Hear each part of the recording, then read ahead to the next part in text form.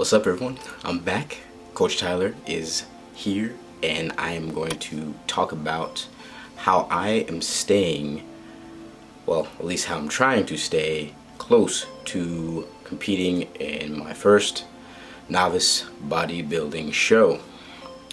Yes, I started this channel originally to follow my journey, my average Joe shtick, to see what it was like to be just like, husband, father, 9-to-5er, take a break from being a desk jockey and give it a shot on stage.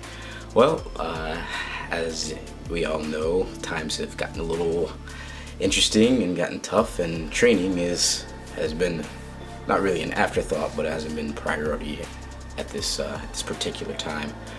However, I do have a list of 4 things that I've been doing to try at least give myself some chance of being ready by the time the show is supposed to take place.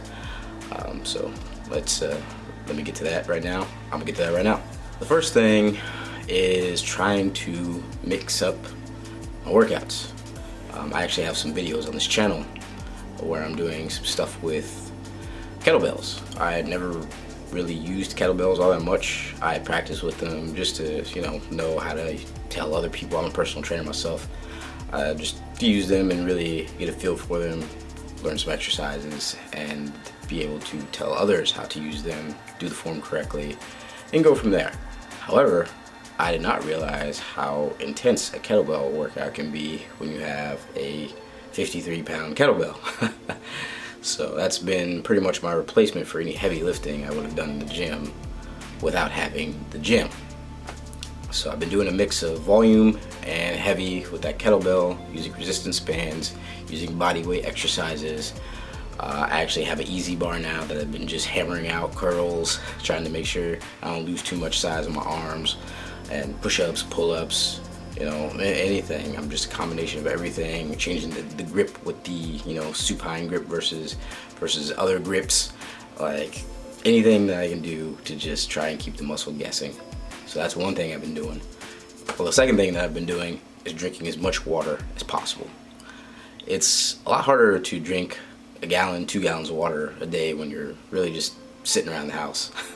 It's much easier when you're up and about, walking around, needing to drink water because you're sweating or you've done some cardio, or I just haven't really had the desire to do it, and it's just like tough, squeezing it down, and just I've been adding BCAAs,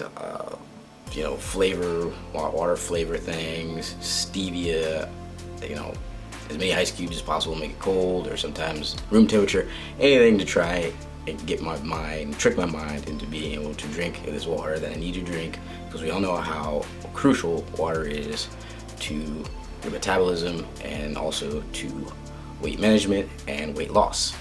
So that's one thing I've been struggling with, but I'm doing the best I can. A tip would be to just fill up cups of water or jugs the day before, put them in the fridge, and just take them all out and set them there. And if you have a jug that's like 2 liters or however much the jug is, a gallon jug, if you have 2 of them there, like when you knock one out, just remove it, and that way your mind says, all right, only 1 left, let's get this going.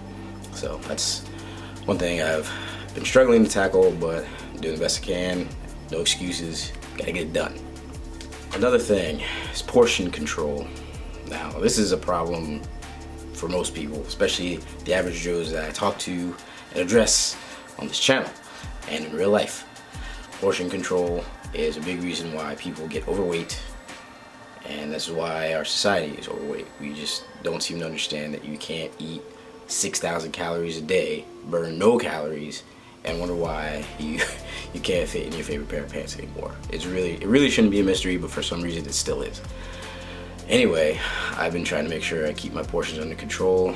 I've tried to limit the amount of junk food in the house, but since I'm here all day, every day, you find things that were kind of just there that you may not have eaten or gotten rid of before you started training, or maybe you have a significant other that likes to eat the junk food and you see, you're tempted, you're like, oh god, it'd be nice to have some Cinnamon Toast Crunch, or you know, should they order Papa John's or something like that, and you're like, oh, that smells good, but you gotta do the best you can to fight it.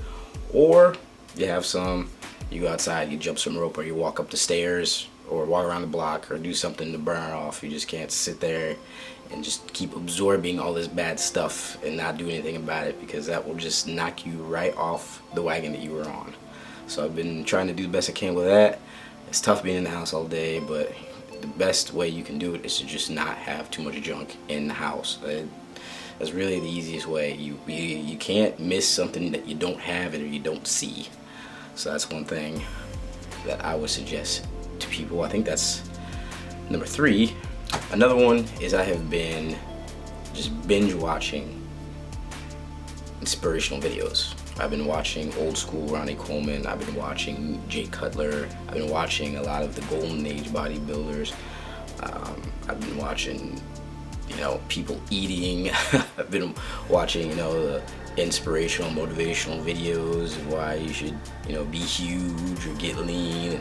You know, anytime I like, man, I really could use a piece of cheesecake. You know, this is, you know, times are stressful. You're stuck in the house. Maybe you just got cabin fever, and you're just like, I can't go to a restaurant. I can't, you know, go to the gym. I mean, I can go outside, but should I without catching the Black Death? This is a really tough time, and you know, eating some good, savory, sugary, greasy, buttery food would definitely ease a little bit of those woes. But you can't keep a good guy down.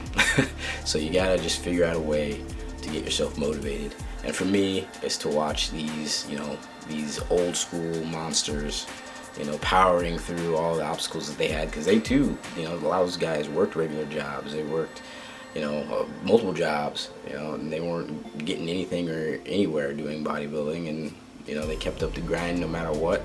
People that didn't believe in them, it didn't matter. They knew what they were capable of, and they kept pushing. So that's what, you know, that's what you gotta do. You gotta silence the doubt in your head. You gotta silence, you know, ignore the doubt of others, and just do what you gotta do. And watching those videos really helped. And you know, probably after I'm done with this, I'm probably gonna watch a few more and then go to bed. So, you know, get another day started. So those are the 4 things that I've been doing to try and keep sane and keep somewhat competition mindful. And this is coming from a complete noob. I have yet to do a competition, but I plan on doing one this year if the schedule holds. It's been moved because of course what's going on. If that gets moved again, I'll try to sign up for it and do it whenever, you know, whenever they decide it's safe to go back outside and, you know, live life. So that's it for me, for Coach Tyler today. You know, like, comment, and subscribe, you know, wherever I'm gonna put the little button. And yeah, I'll be checking in later. Take it easy. Peace.